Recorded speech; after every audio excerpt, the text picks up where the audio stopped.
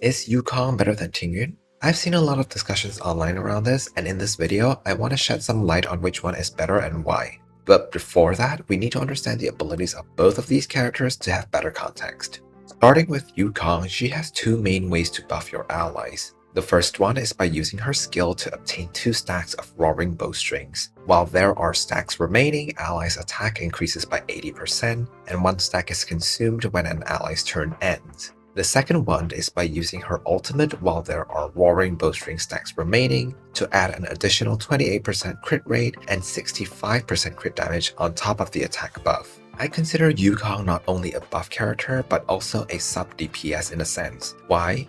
She has a talent called 7 layers 1 arrow that can increase her basic attack by 80%. Her ultimate also has a very high damage multiplier of 380%, which is just a little lower than Zila's ultimate multiplier. In addition to that, her Eidolon 4 also increases her damage by an additional 30% when Roaring Bowstrings is active. Now let's see what Tingyun does. Tingyun also has 2 primary ways to buff your allies. The first one is also by using her skill, which gives one ally a benediction buff that increases their attack by 50%, but this buff persists for 3 turns for that ally. And the second way is by using her ultimate, which increases an ally's damage by 50% for 2 turns and gives 50 energy to that ally. As for her damage potential capability, Tingyun has a talent that immediately deals lightning damage equivalent to 60% of the ally's attack with benediction when Tingyun attacks. At the same time, the ally with benediction will deal an additional 40% of their attack whenever they attack. This is already a considerable amount of damage by itself,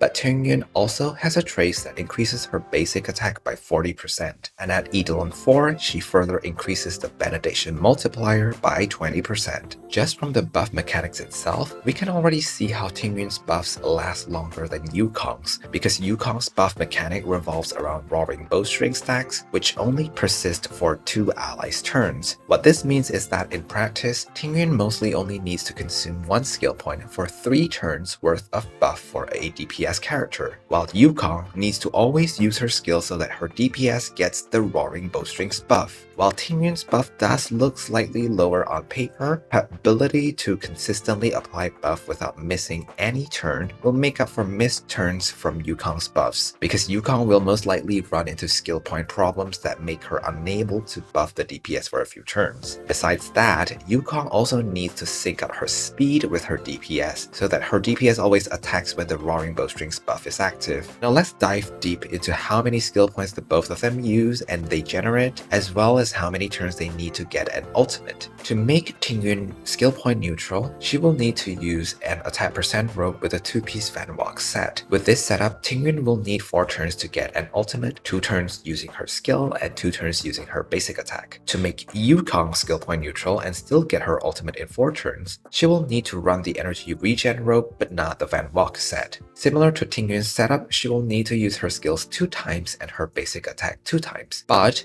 different from Tingyun, using basic attack 2 times on Yukong will most likely mean 2 turns without buffs for the DPS character. With this first setup, you can see how Tingyun can easily make up for the difference from Yukong's higher buff percentage, as she can consistently buff her allies.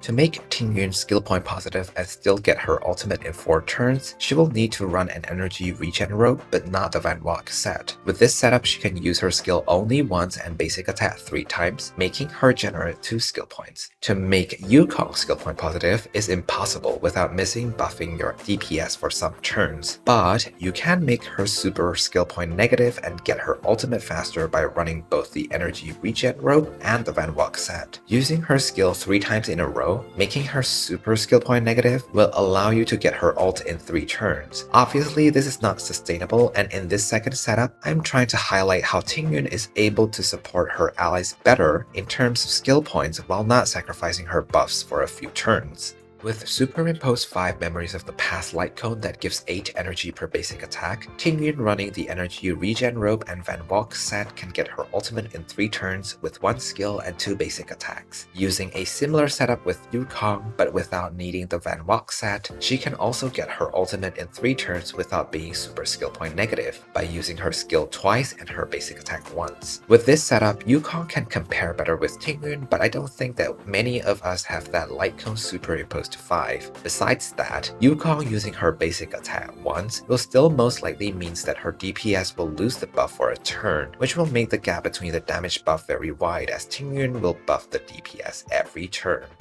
From the buff mechanics side, Tingyun is just more flexible and more support-oriented, able to generate skill points and consistently buff her DPS, unlike Yukong, who is more skill point hungry. Can Yukong compensate for that with her damage potential?